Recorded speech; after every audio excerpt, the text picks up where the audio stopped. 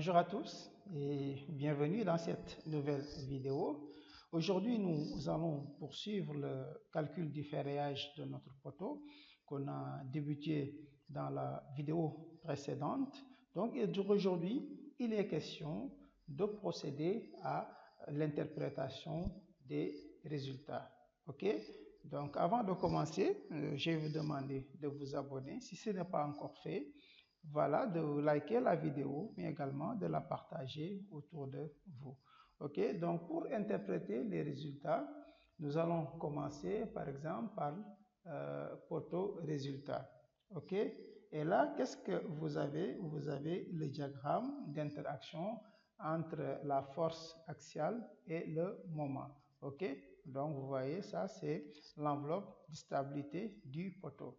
En fait, c'est ce diagramme d'interaction qui va vous permettre de savoir si est-ce que le poteau qu'on a calculé est stable ou bien il est tout simplement instable.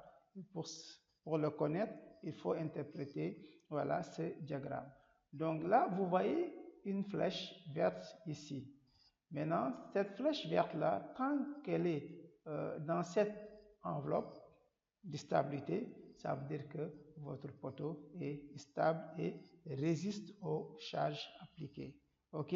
Donc, si cette flèche verte sortait des limites de cette enveloppe, il faut savoir tout simplement que le poteau est instable et là, il faut apporter des corrections. Soit vous augmentez la section de votre poteau, soit vous renforcez le ferrillage afin que ça devienne stable. OK? Donc, c'est ça pour ce qui concerne l'enveloppe de stabilité. OK? Là, ici, vous avez tout simplement le taux de travail voilà, du poteau. Vous voyez, tout est jaune. Si tout est jaune, ça veut dire que le poteau est entièrement comprimé. OK?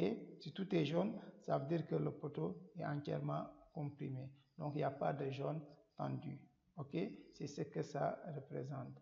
Et là, vous avez les coefficients de sécurité. Et là, vous pouvez constater qu'on n'a pas dépassé les limites. Vous voyez, 0,97 est inférieur à cette valeur. Également, partout, on a 0,97. Et à chaque fois, vous pouvez constater que c'est inférieur aux valeurs limites qu'on ne doit pas dépasser. Donc, notre poteau est vraiment stable. Et là, vous avez à côté le tableau qui vous donne, par exemple, la valeur de l'effort normal dimensionnant que vous pouvez avoir ici avec le cas de combinaison utilisé. OK? Donc, c'est très important d'être en mesure d'analyser cette enveloppe de stabilité de votre poteau pour savoir si est-ce que voilà, le poteau est stable ou instable. OK?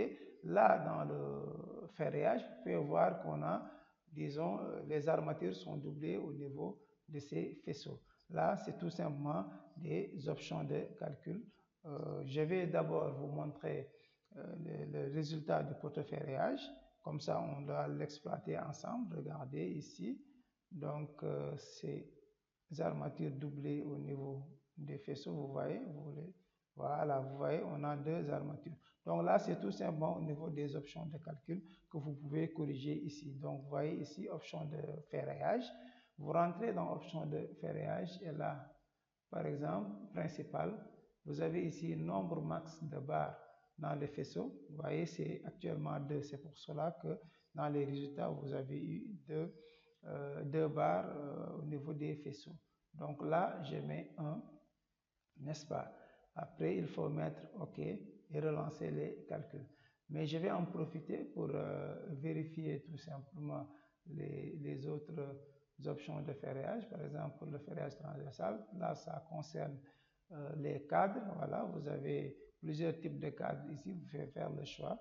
Donc, je maintiens voilà, ce type de cadre qui a été déjà sélectionné. Pour les armatures de construction, par exemple, ici, on va voir quelle amélioration peut-on apporter. Par exemple, liaison au poteau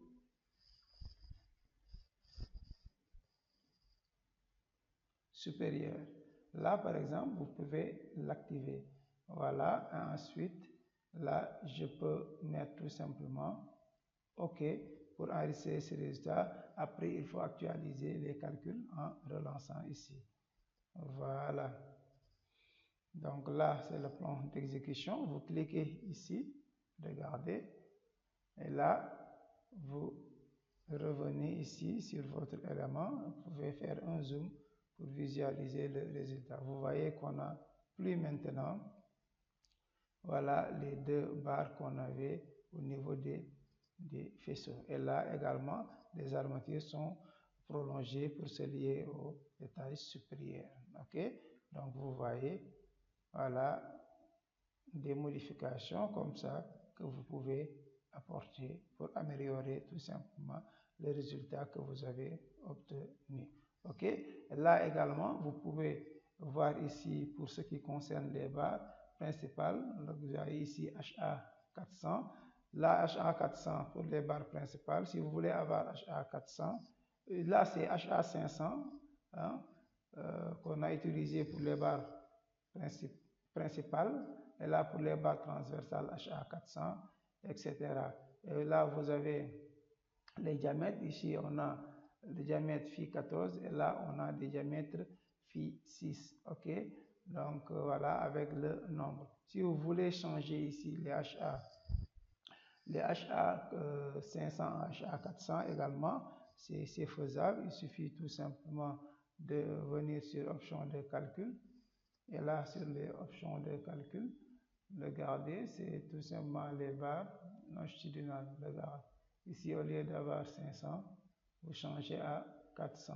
OK, et là, pour les diamètres, je change. OK, je mets 10, 12, voilà, et 14. Ensuite, je mets OK. Je relance les calculs. Voilà. Ça, c'est le plan d'exécution. Vous cliquez ici sur armature et là, vous avez accès, voilà, à la vue en 3D de votre ferraillage de poteau. Voilà, et là, vous voyez que on est passé de HA500 à HA400 pour le ferraillage principal des armatures longitudinales. OK? Voilà, avec des filles 14. Voilà, donc vous voyez un peu ce que ça donne. Et là, qu'est-ce que vous avez ici? C'est tout simplement la note de calcul avec tout simplement, voilà, les hypothèses, les résultats de calcul que vous pouvez, par exemple, imprimer et envoyer à un bureau d'études si, voilà, pour apporter le visa ou quelque chose comme ça. Et là, vous avez le quantitatif pour faire votre devis estimatif et quantitatif. Voilà, donc c'était tout pour l'interprétation des résultats de calcul du ferraillage de poteau. Je vous remercie et à très bientôt pour la suite.